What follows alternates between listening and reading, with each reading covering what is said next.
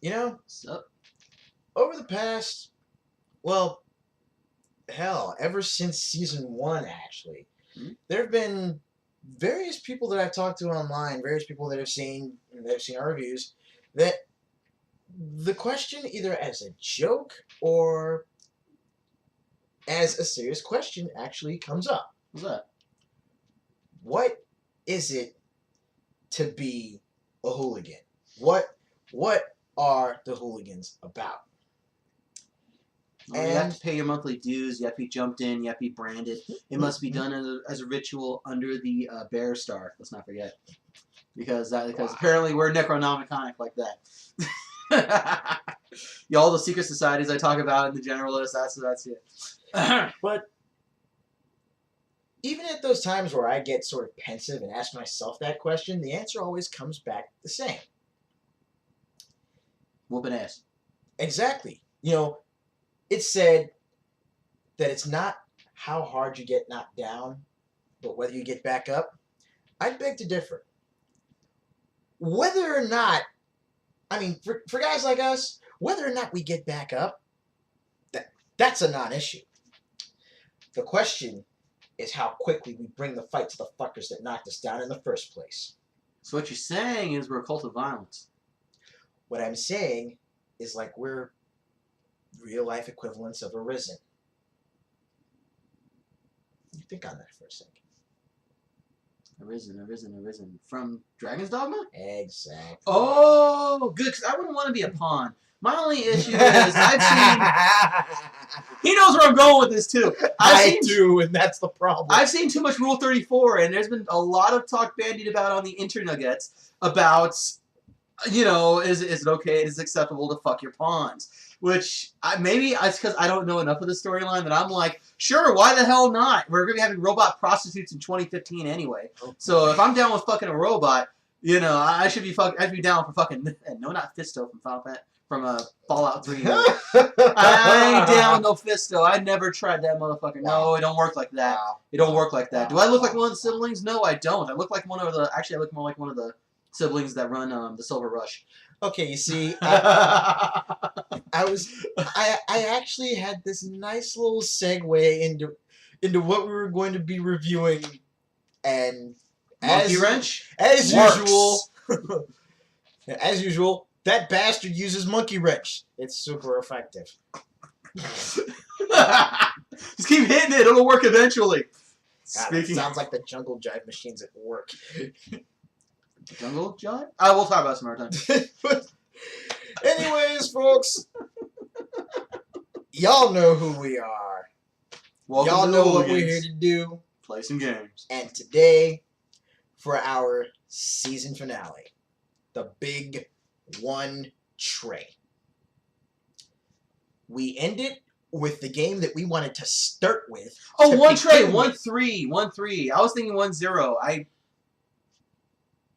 It's okay. I got off work. His brain's kind of addled after he got his Christmas present.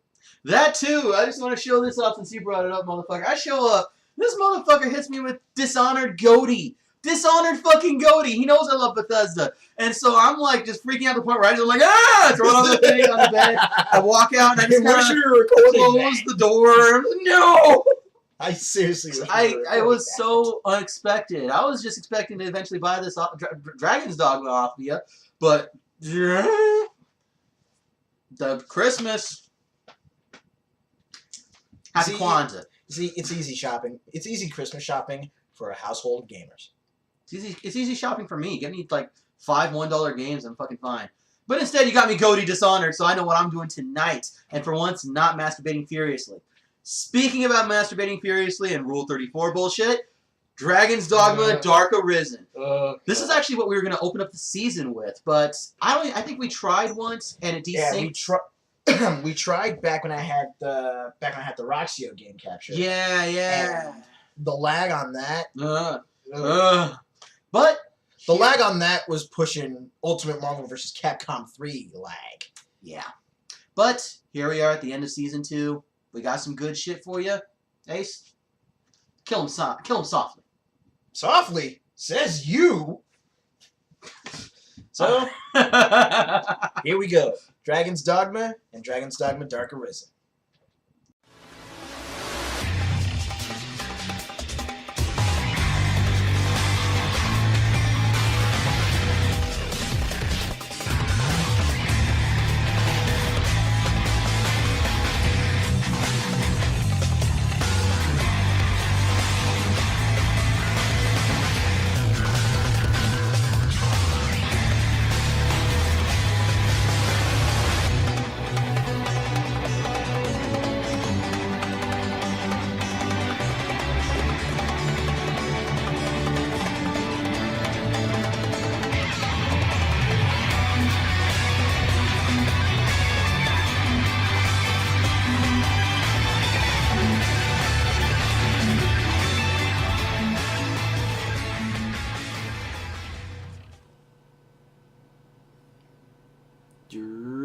Dragon's Dogma, Dark Arisen.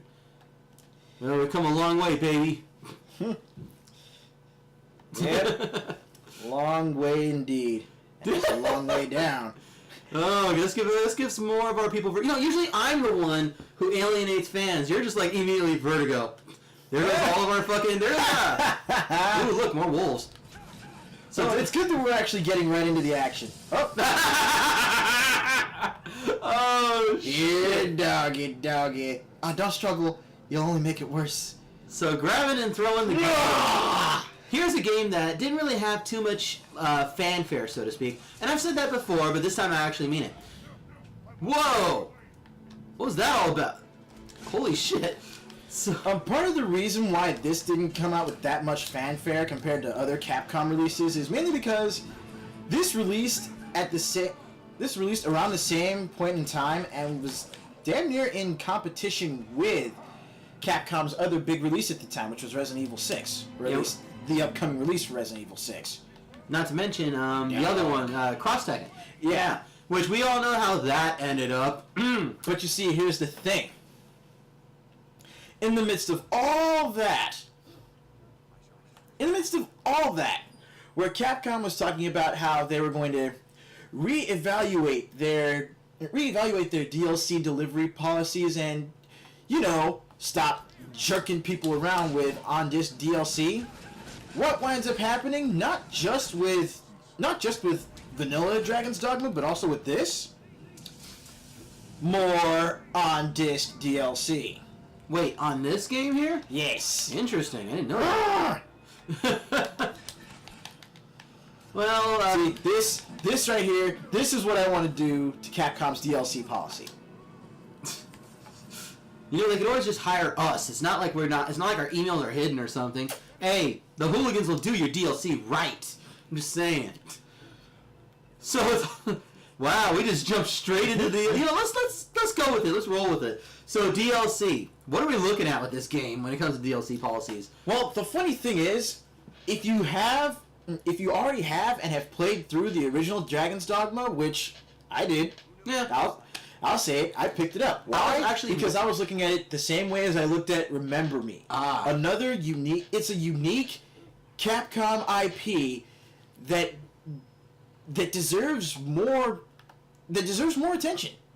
It really does deserve more attention from a development standpoint. What's the company that did that? Were they the publisher again, or did they actually do this? No, this is all Capcom. This is in-house Capcom. Whoa.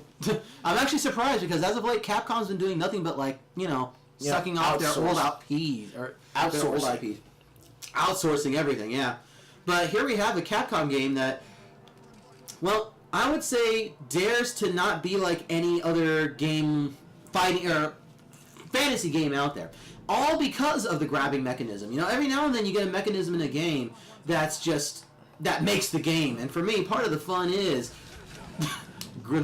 squeeze that gravity, throwing motherfuckers against each other. Oh look, a sorcerer, over-encumbered. I'm going to have to deal with you somehow. I know. A sorcerer. You can make. Oh wait, he's not dead yet. For real? It wasn't a long drop. You can make your own game with something like that. You know what I mean? And it really does also It influences how the game itself is played, by just simply grabbing shit, throwing shit.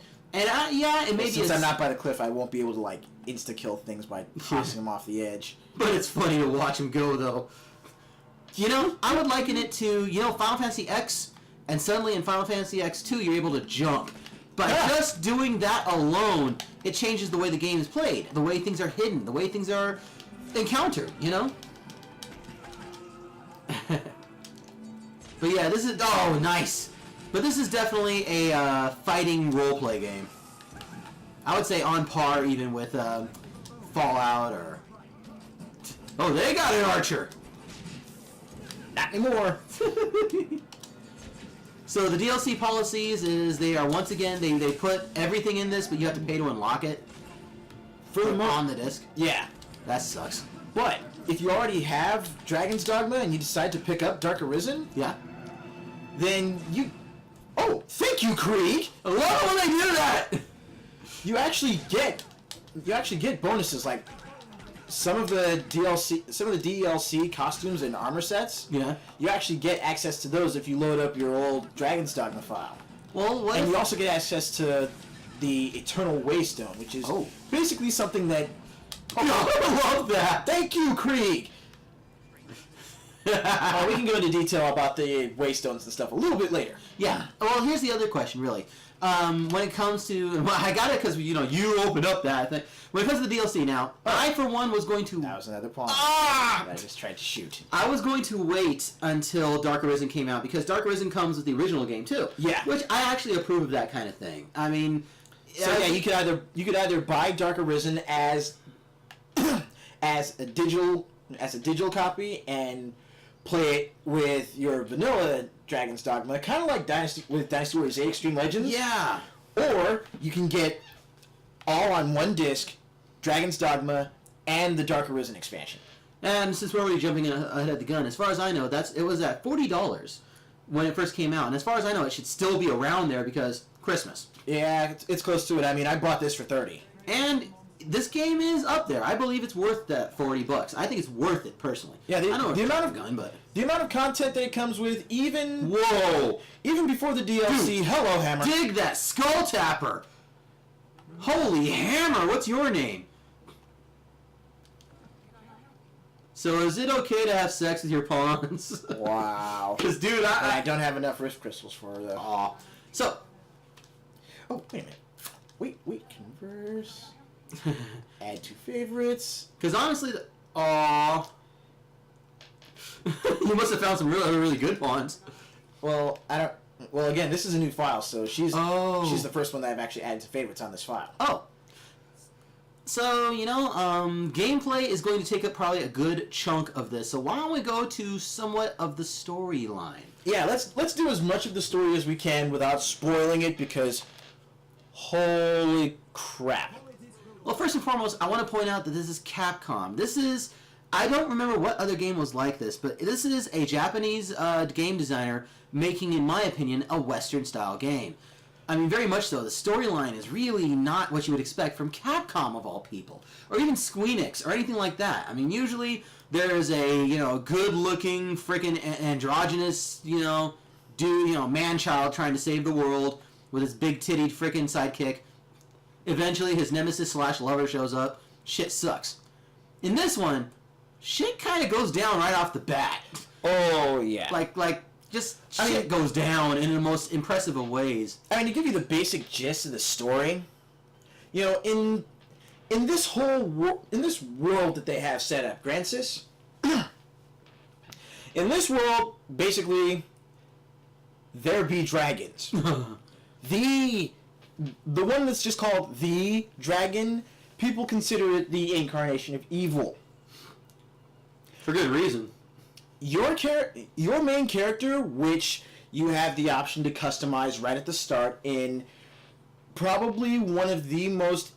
It's the most in-depth character creator I have seen. I don't want to jump to the visuals, but just look at this motherfucker right here. I mean, yeah, you can get in it as far as how you can make your character. Yeah, I mean, everything from details on,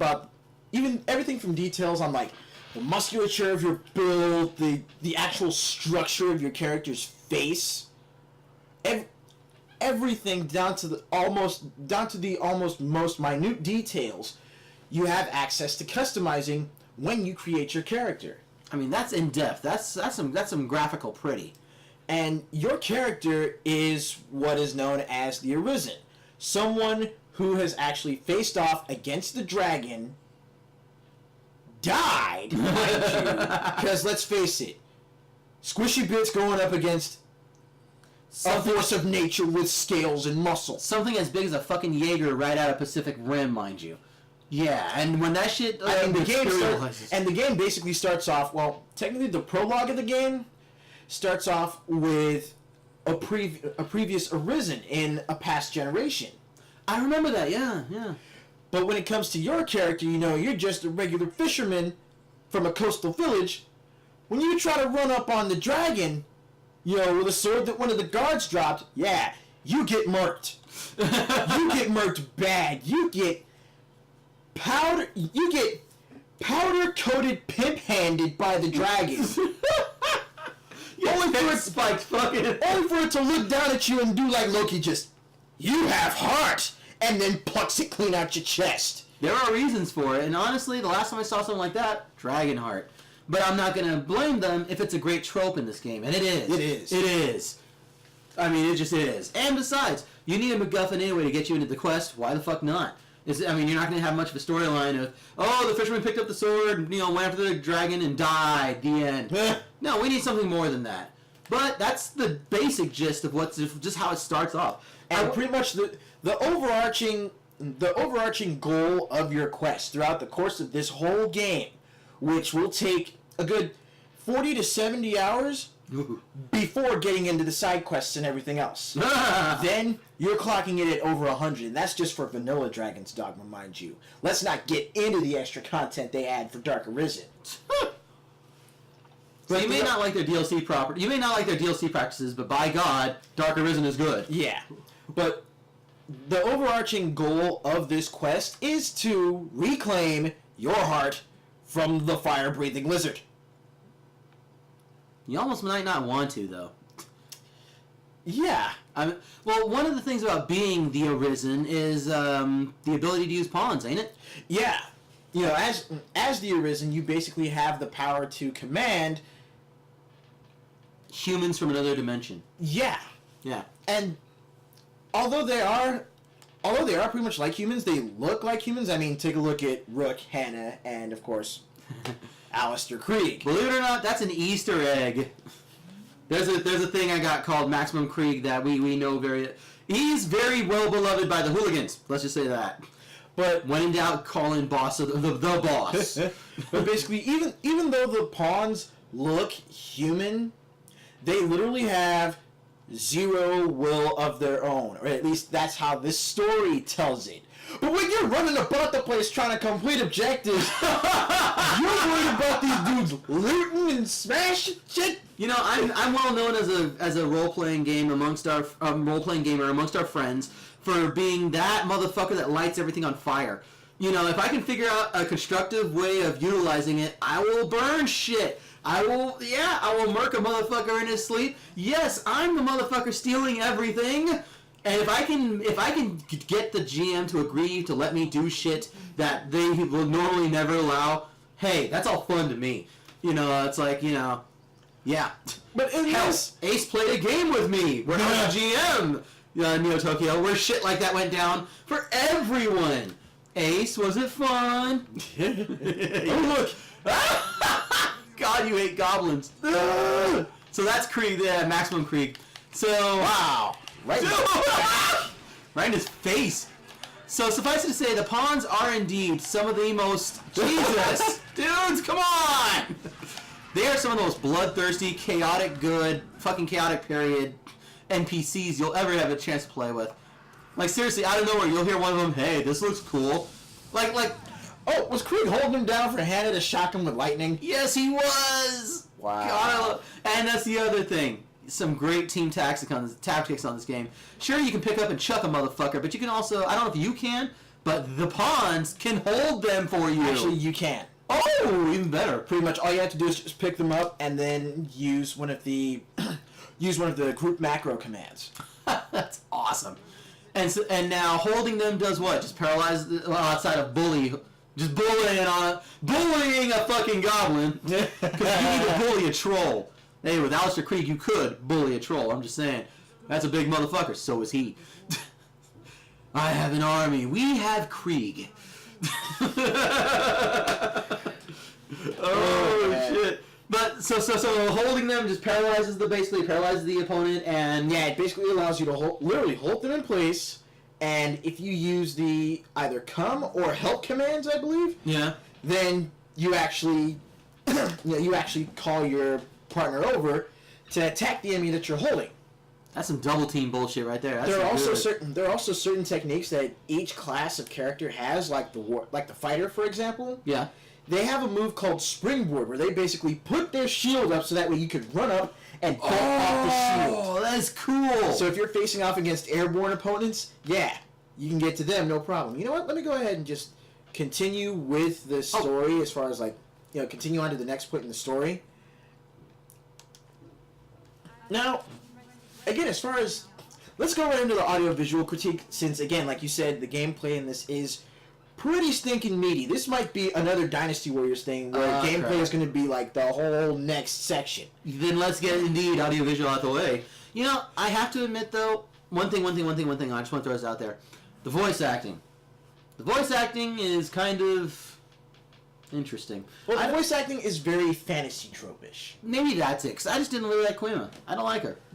I didn't like that chick. There was a scene earlier, that's cutscene that I walked in on over here right after I was freaking out about Dishonored. Hey, that shit was funny. So anyway, he dropped it like it was hot. Yeah. So I walk in on this Queen scene, and he's talking to some chick about her grandmother, the witch, and it's like, I just wasn't feeling that cutscene. But I remember I liked the intro to this, but ever since then I have not really liked a lot of and maybe it's because I am still minded of Fallout, and even the Elder Scrolls wasn't even as fantasy trope laden as this. This is like playing Willow. Pretty much. Yeah. It's like playing a cross between Willow and Dragonheart. Yeah. And while I don't mind either of them, I have to really be in the mood for either of them. Except for the meat scene from Dragonheart. That's just forever. But again, the voice acting in this is very fantasy trope-ish. You get a lot of European accents, like a lot of British, French, and it is coming from a Japanese point of view, so it doesn't matter how international you're gonna try and make a motherfucker, your hometown's gonna show. You know what I mean? So yeah, there's that, and excuse me. And while the accents do seem to get stale after a while, again because you hear so much of it over the course of the game. The delivery of the vast majority of the dialogue is pretty solid. Cool. And then there's just like the sounds of combat, the various animals and creatures that you run across in the game. That is true. I mean, I have heard a lot of, the cow goes moo and the duck goes quack, going on here. Look, yeah, I was thinking of Enter the Fist. Mm-hmm. Yeah. But yeah, the sound is atmospheric. The sound gets you into it, and that's one of the important parts of the game. Yeah. Now, if I remember correctly, didn't they have battle music that played that was really, really choice? Yeah. Like you enter into battle, and it's just, you get pumped, you get hyped, you get ready for it. Which is the way it should. And that's the other thing. Listening to your Yeah. Gotta get ready for when they're gonna start hurting people. I mean, let's just say your pawns talk a lot. Sometimes they talk trash. Sometimes they talk too much. Oh wait, Goblin Pack? Where? Oh, Ace really hates goblins in this game. Dang it, I missed. They do? Boop. Aren't you the advantage?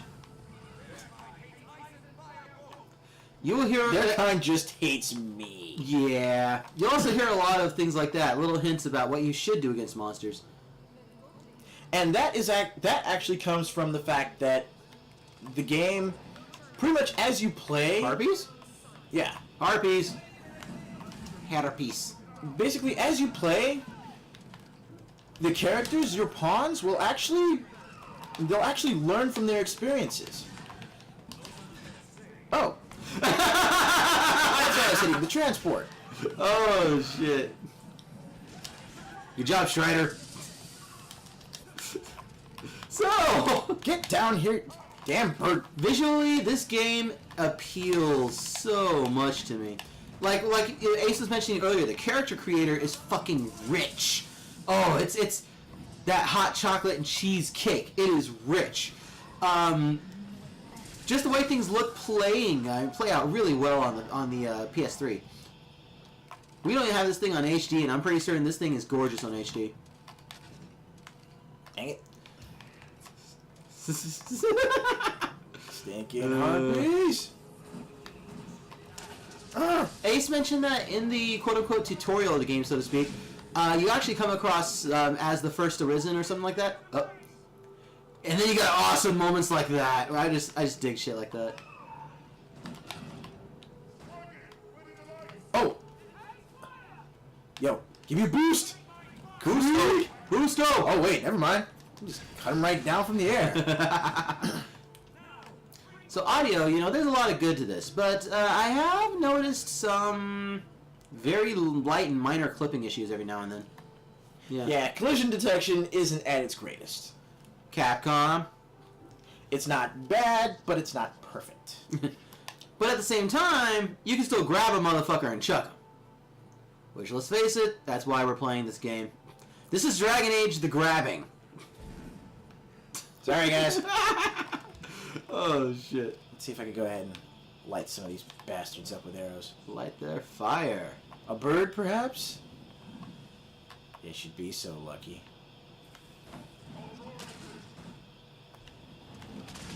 I'll draw its attention! Kills everything. Oh, that is cool. Ah, thank you, Krieg! I'm helping! Oh, wow.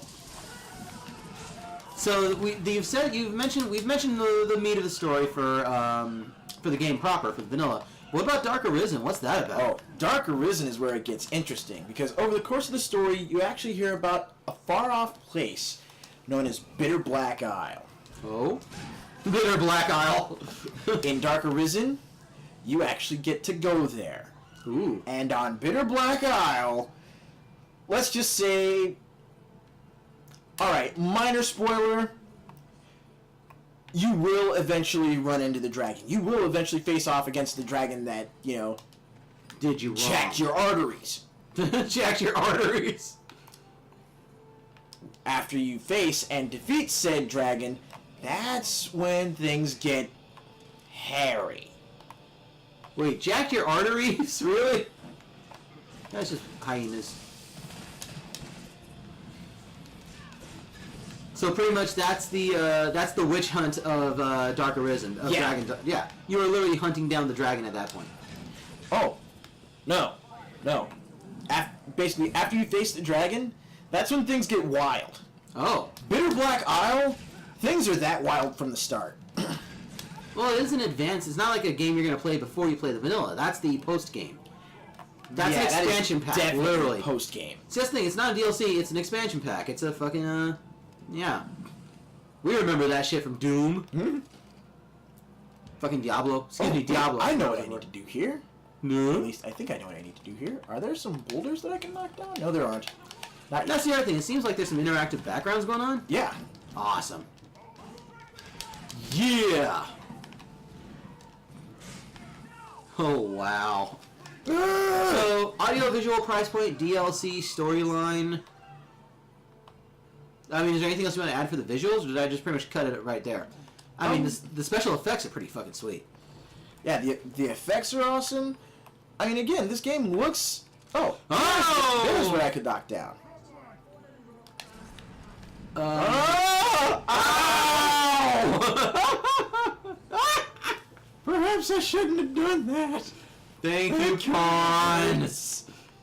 Oh, wow. Oh, man. Because, yeah, gameplay, we're going to have to cover the pawns, the pawn system, the awesome moments like that when they just do something really cool, the holding shit, and The different classes. the different classes, which there are different classes, naturally. Oh, man. But, you know, one thing I would like to just throw out there, once again, this is comparable quality-wise, gameplay-wise, story-wise even, to Dragon's Dogma, to any of the Bethesda games, really, you know? But it's just that sweet picking them up, grabbing them, beating them down, and the strategy afforded to you via the pawns, you know? Oh, look. Oh, crap. Uh-oh, Hannah's low. Ow. Uh-oh. I'm low.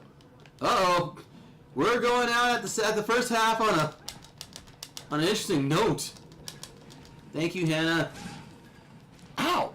Ow. Thank you, Hannah. Oh, wow. So, hey, since we're at this point, can you get ahead of yourself in this game? Yeah, you can. Oh, wow, that's something interesting. Oh, Ace went up. Power up, get big, it's disturbing the peace. Get off my mage! Get off my mage! Ow, ow, ow, ow, ow. Thank you, Hannah.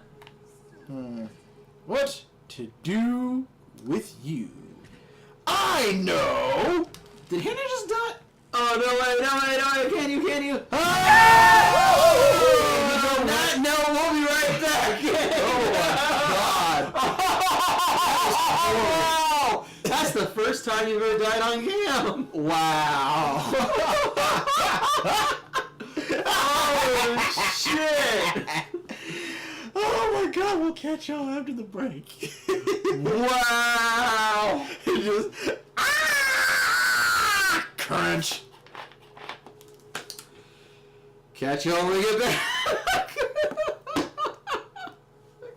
Just pour one out for our dearly departed Arisen.